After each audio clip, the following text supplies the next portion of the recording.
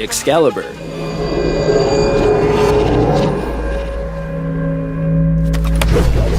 Surprised? Me too. Excalibur has some of the weaker stats in the greatsword category, and is one of the slowest weapons when compared with its damage output. The word you'll most often find describing the Sword in the Stone online is underwhelming. It comes with a perk that blinds nearby enemies after critical attacks, but it doesn't seem to stagger 100% of the time.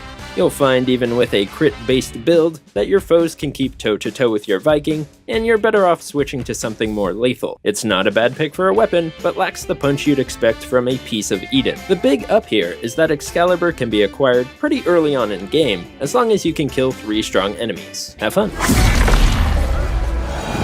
Bearclaw.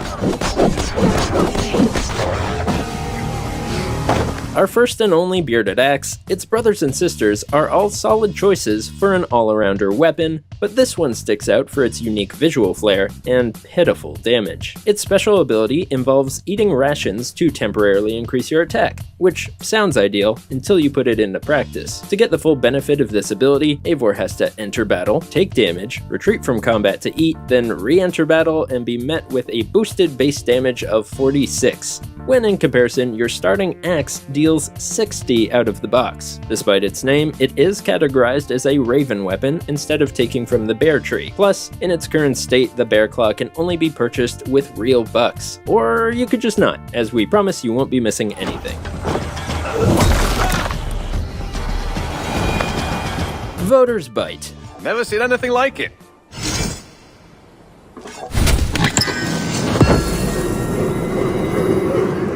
Much like the previous, you can't really go wrong with a Dane Axe. They're better than many, yet nowhere near as strong as something like a spear or a scythe, and the Vordr's just so happens to be at the bottom of that hierarchy. Wielding similar damage to Excalibur, this two-hander has a chance to drop a poison cloud, but only after a heavy finishing move, meaning that you'll still have to eliminate an enemy or two without any extra assistance, met with a slow attack output. That said, it can be situationally useful if you get lucky, but being that it's the reward for hunting all of the legendary animals, it's not much of a flex compared to what you'll have to wield in order to just get it. Mark of Soul. May I see your stores? Valhalla contains many bows to delight players' fancy, such as the Light, Hunter, and Predator styles. This mythical weapon, however, is a total mishmash mess of perks that don't complement each other at all. The Mark of Soul increases your damage when at low health, but being that an archer keeping their distance shouldn't be taking many hits, one would think this is a weapon to be brought into close quarter skirmishes. That's again reinforced by being classified as a raven weapon, which gives bonuses to close range and melee combat as opposed to stealth. Then explain to me, how are you supposed to hit anything in slapping distance when it's also designed as a predator bow that zooms in like ×5? She's only obtained after reaching the settlement level of 6, which takes, according to my research, a bazillion hours. Good day, Eivor! The fish are biting! Iron Star.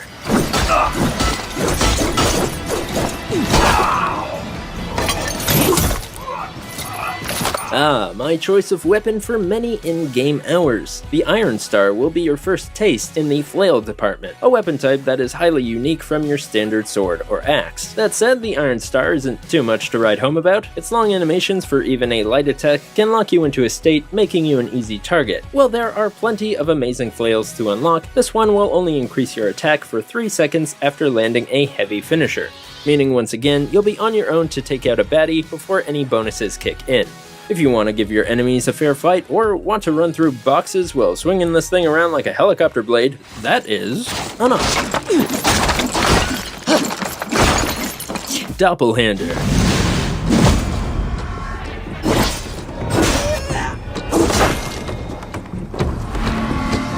Another love of mine, this two-handed greatsword is about as weak as they come, but it does offer some substantial poison damage on fallen enemies. Obviously, this consumes far more stamina than is usually worth it, as you'll have to land consecutive heavy hits for anything to activate. Now taking this thing up to a zealot, even with all abilities charged, is just asking for a beatdown. Without the use of an offhand weapon that is much stronger, most battles will feel like a struggle. It serves as another introduction to a weapon type that will greatly alter how you play the game, but will inevitably be replaced unless you're a really loyal Viking.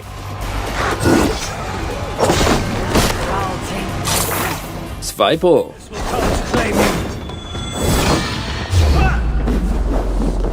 Spears, the nearly unmatched choice for an overpowered Eivor with insane reach, speed, and of course, damage. After acquiring the ability to dual wield them, practically every boss in the game is going to go down at their tip, perhaps except for Zweipel, one of the spears you actually have to pay for to get, found in the Valkyrie pack for about 20 bucks. While its damage is admittedly immense due to its weapon type, its speed is outclassed by most of its kind. Ultimately, it finds a place on our list due to its special ability of increasing what's called back damage, but only when your health is low. This is most similar to the backstab you can perform in Dark Souls, but due to its requirements, this spear asks for you to take significant damage, escape the confrontation entirely, and then sneak around to land a back hit without healing. Being that while in combat, the enemy isn't gonna spin around and let you get a free hit on them, this perk is entirely useless. Compare this to the free spear of Gungnir, which creates a force field to extend the weapon's reach. There's just no comparison, folks.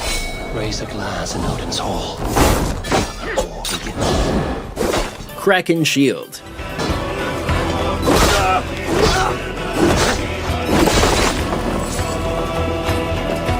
After buying a $30 starter pack, as it's known in the game, players will be given several items and weapons, most of which have highly stylized designs like that of the Kraken. So we've reviewed some terrible abilities thus far, but what could they have possibly slapped onto a heavy shield to turn it so lackluster? You get nothing! You lose! Good day, sir! And even worse, if you can believe it, the Kraken Shield can't be upgraded by the blacksmith. In fact, it doesn't even show up as an option, unlike every other weapon in the game. Although some assumed it would be updated later, that doesn't seem to be the case, and it's fair to guess that it's simply an unfinished piece of gear. At least it looks cool, but I can't think of many armors in the game that it would suit, and honestly, with such low stats compared to the other shields, you're far better going empty-handed. Longbow.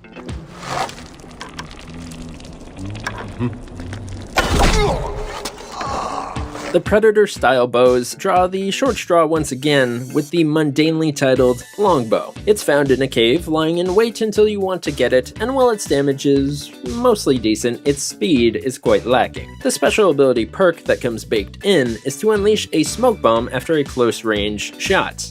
Not super ideal for a bow user trying to, see the target. Plus, if it were a guaranteed instant getaway free card, that might be something. But 8 times out of 10, even after waiting the 30-second cooldown, which in this game is substantial, no smoke bomb will happen. Why? And why are you making us go close range again when it's zooming in like a telescope? You're always better off switching to a melee weapon with any other effect than trying to use this bow as it's designed.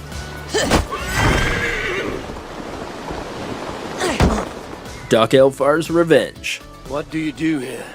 I am here to train you in the art of battle meditation. What's worse than a completely useless weapon? What would you like to wield the very least in battle, even less than a stick you found on the ground? A stick with a lot of splinters. That's right, the dagger named Doppelhandler, whose sole perk is to damage you for little benefit, especially because, while fast, daggers have some of the lowest DPS in the game. Who would pick this over any of the axes? Not most. I mean, finding anyone actually using this thing in-game is pretty uncommon already. Even those looking for a little more challenge would have a better time just not upgrading health on the skill tree. This double-edged blade, whose over hour-long quest you should probably pass on, or trust me, just pick a different reward. Do you agree with our picks? Check out this other recent clip from MojoPlays, and be sure to subscribe and ring the bell to be notified about our latest videos.